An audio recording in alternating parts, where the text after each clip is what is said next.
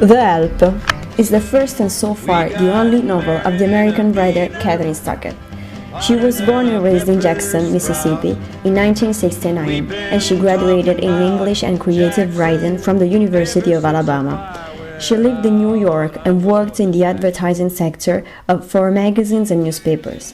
Her book was written in no less than 5 years and did not have an easy life. In fact, it was rejected by 60 literary agents before being accepted by Susan Raymer. Later, it became a bestseller and was published in 35 countries and translated into many languages. In 2011, that is 2 years after its publication, Tate Taylor made a film from the book.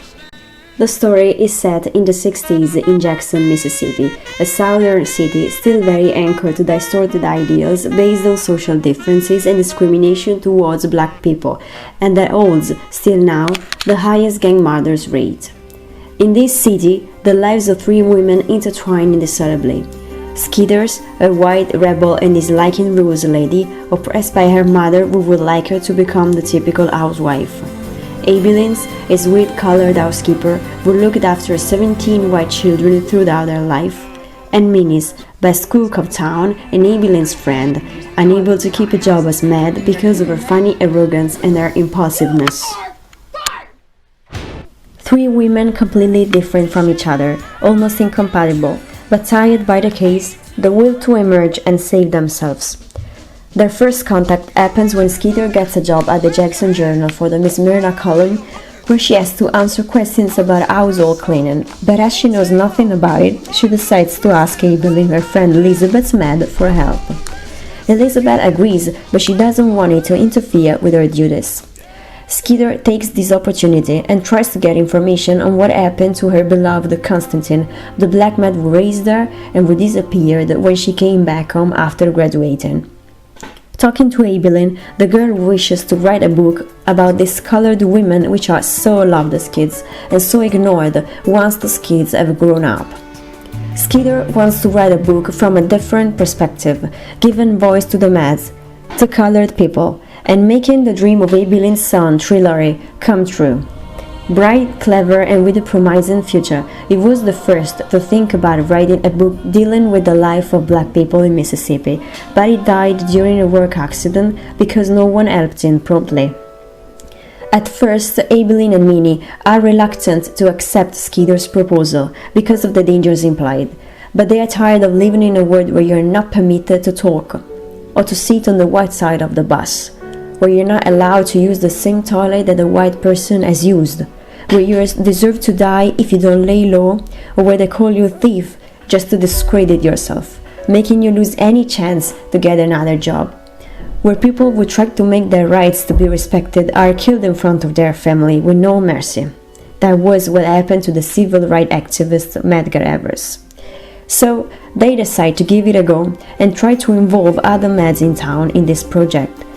The result is a real documentary of colored meds' lives. The book is published under anonymity, and as a further protection, Minnie includes in her story the terrible awful she has done to Miss Ellie Holbrook, a naughty and ruthless woman who accused her of stealing with no reason. I gotta play it.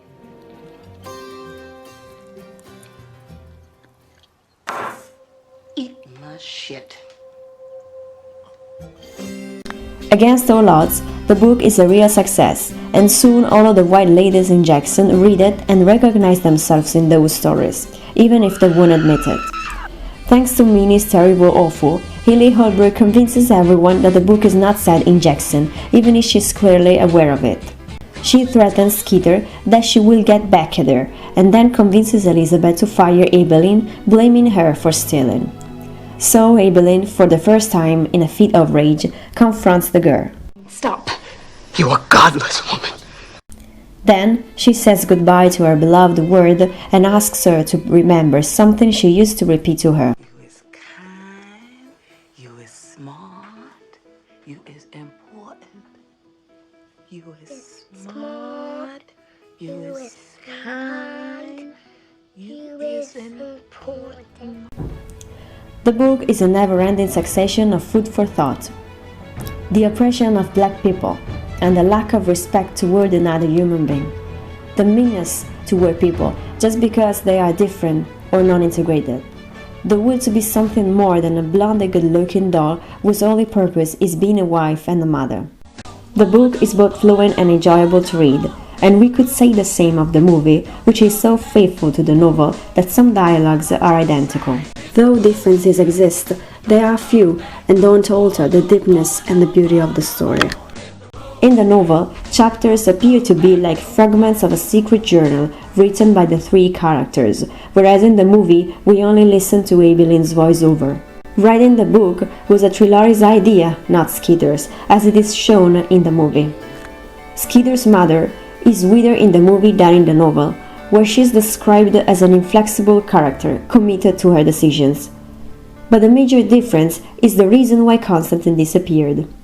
In the novel, the old maid gets an unexpected visit from her white-born daughter Lullabelle that she had to place in foster care when she was a baby, and she confronts Skeeter's mother because she treated her like a colored person though her skin color. In the movie, Constantine's daughter is black-skinned and Skeeter's mother wouldn't let her in by the front door because she didn't want her hosts to see her. Because of her stubbornness, out of a sudden anger, both women are thrown out of the house, and Constantine gets fired. That was the most significant change, because the real story highlighted the lack of respect towards someone just because of her mother being a black maid, though the color of her skin. The Help is a story of injustice, oppression, the feeling of being inadequate, fear, but it is also about friendship, love, loyalty, reward, but most of all, freedom. The freedom Skeeter longed for while fighting against her own world to give a voice to her ideals. Minnie's freedom, who tells her new employer Miss Celia what she has done to Miss Seeley, and nevertheless, for the first time, is respected and treated like a person. And Evelyn's freedom. Though she had to leave her job and the girl she loved so much, she is finally free and feels that a new life has begun.